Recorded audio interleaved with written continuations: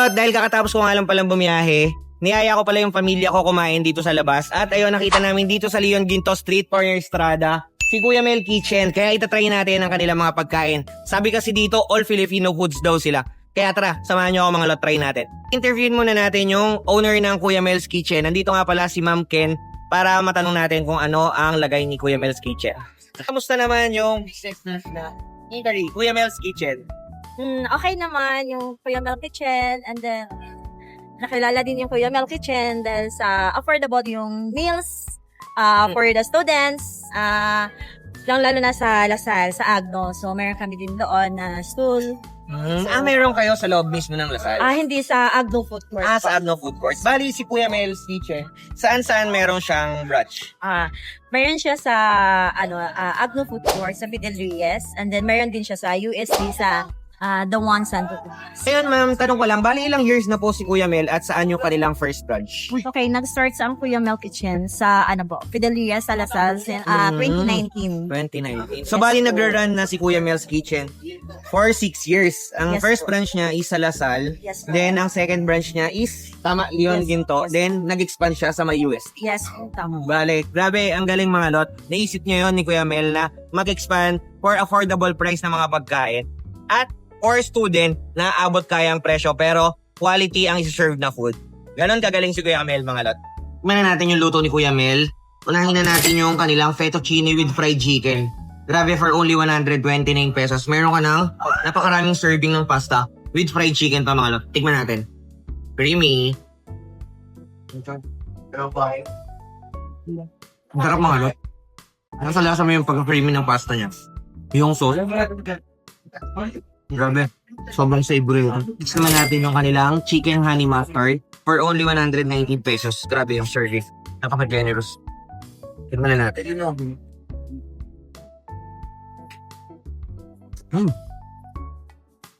Ang sarap mga lot. Sa chicken, malalasama yung honey niya. Plus yung cheese. Plus yung mustard sauce. Doon yung blend ng flavoring. Naman natin yung kanilang chicken broccoli for only 119 pesos. Grabe talaga yung serving mga lot. Sobrang generous at ang fresh ng kanilang broccoli mga lot. Kitang-kita mo sa gulay. Sa kulay na kulay green. Tingnan. Malasa. Sobrang fresh. Naman natin chicken. Ang sarap ng flavoring niya mga lot. Sobrang savory. Yung sauce niya, nagko-complement lahat ng condiments doon. Pag sinasok mo sa bibig mo, sobrang sumasabog yung flavor. Next naman natin yung kanilang beef broccoli mga lot. For only 129 pesos, grabe. Lahat ng pagkain nila dito mga lot, sobrang generous ng serving. Napakarami. Tingnan natin. Fresh yung gulay ganun din katulad ng chicken broccoli nito. Same sauce na gamit doon sa chicken broccoli. Yung lasa, same na same. Yung hint ng bell pepper, yung lasa ng spices. Grabe, sumasabog talaga sa bibig. The beef itself. Sobrang tender ng meat. Sobrang savory ng lasa. Grabe, ang sarap. Ang chicken inasal. Grabe mga loto, napakalaki. For only 145 pesos, ito na yung makukuha mong chicken inasal. Napakalaki niya. Ang mga loto. Wow! Grabe yung juicy mga lot. Kahit grilled siya, napaka-juicy. Tignan natin.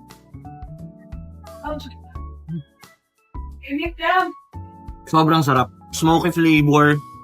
Plus yung sauce nila mga lot, sobrang nag-complement First time ko makatikim ng chicken inasal na may sweet style soy sauce. Grabe yung sarap, sobrang nag-complement dun sa chicken. Yung smoky flavor niya plus yung sweet style sauce.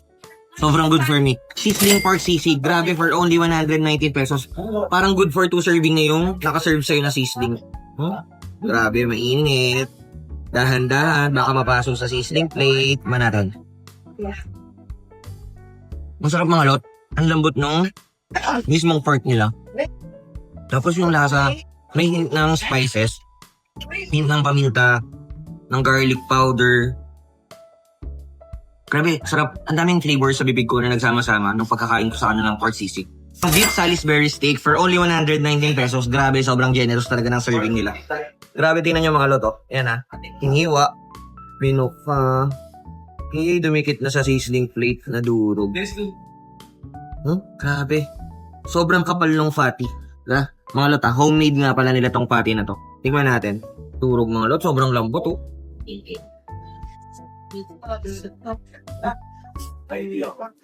Grabe mga lot, sobrang sarap. Ang juicy nung fatty, kahit galing siya sa sizzling plate, kahit nasunog na yung ilalim. Sobrang juicy niya. At ang yung lasa, hindi matabang. Lasa siya hanggang loob. Kumbaga, well-seasoned yung fatty nila. Yung Salisbury stick. Dito naman tayo sa lechon kawali nila. Ang in-order nga pala namin is good for sharing na nagkahalaga ng 209 pesos. Grabe mga lot, 209 pesos lang pero meron ka ng 5 strips ng lechon kawali. At meron pang kasamang itlog maalat, kamatis, sibuyas, pipino. Tikman natin ito mga lot. May init.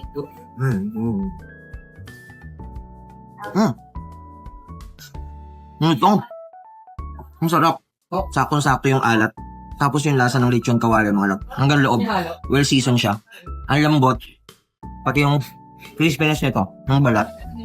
Sobrang good for me. Busog na naman si Lot. Sobrang satisfied na naman sa kinain niya kasama ang kanyang pamilya. Grabe. Thank you Kuya Mel's Kitchen sa napakasarap at napakamurang pagkain. For students, sobrang affordable nito. Pero quality yung serving na ibibigay sa inyo.